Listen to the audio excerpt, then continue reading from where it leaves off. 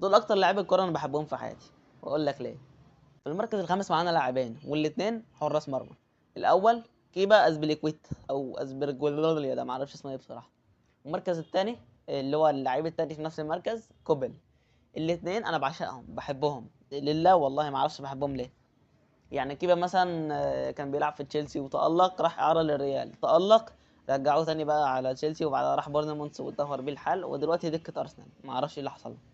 اما بقى كوبل فبقى له 60 سنه بيلعب في بوريسيا دورتموند، انا ما اعرفش يعني هو مثلا لو مستواه عالي قوي فراح فريق تنين، ولا مستواه وطي فبدلوه بحارس، انا ما اعرف يعني هو ثابت على مستوى كده. بقى له من ساعه ما اتولدت وعمال بيلعب في بوريسيا دورتموند، لا كسب القاب ولا بطولات ولا اي نيله خالص. باين اكبر انجاز في حياته ان هو طلع وصيف دوري ابطال اوروبا في الموسم بتاع 2023 ده، لما خسروا قدام الريال. نيجي بقى للمركز الرابع، ومعانا مدافع هولندي متألق في هذا الدوري الإنجليزي، هو فان دي فين.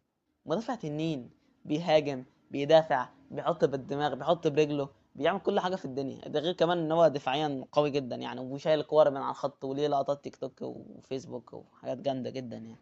ده غير ان هو برضه مظبطني في الفانتزي بصراحة، فانا بحبه. بقى في المركز الثالث معانا برضه مدافع هولندي، هو دي ليخت. دي ليخت ده اكتر مدافع انا بحبه في حياتي.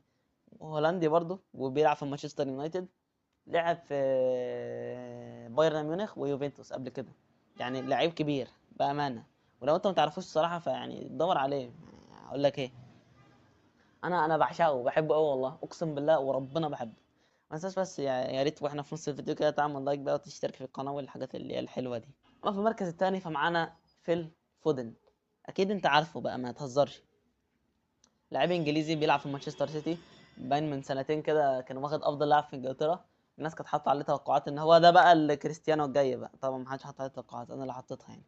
هو متألق بس برضه مش تنين يعني، مش شبه مثلا لامين يامال ومبابي وفينيسيوس حاليا اخر كام ماتش، مش زيهم لا. بس هو برضه يظل لعيب يعني مهاري، وبيباصي وبيشوط وبيصنع لعب وبيلف في الملعب ما بيهمتش، يعني بحبه بصراحه. ونيجي بقى لاكتر لاعب انا بحبه في حياتي والمركز الاول في القائمه، ولا هو مش كريستيانو رونالدو لان كريستيانو اصلا بره التصنيف، هو كيفيتشا كفاراتسخيليا. لاعب الجورجي اللي حاليا بيلعب في باريس سان جيرمان ومتألق، ولسه كسبان معاهم نهائي دوري ابطال اوروبا قدام انتر ميلان، ومتألق في النهائي، وحاليا متألق برضه، وهو طول مسيرته متألق، راجل في منتهى التألق يعني. انا بحبه ليه ما يعرفش يعني، هو لعيب تنين مهاري متألق زي ما لسه قايل، بس انا برضه حبيته مش عشان هو لعيب، انا حبيته كده لله في لله. يعني هو لعيب بس انا حبيته من قبل ما يتعرف ان هو لعيب، فاهمني.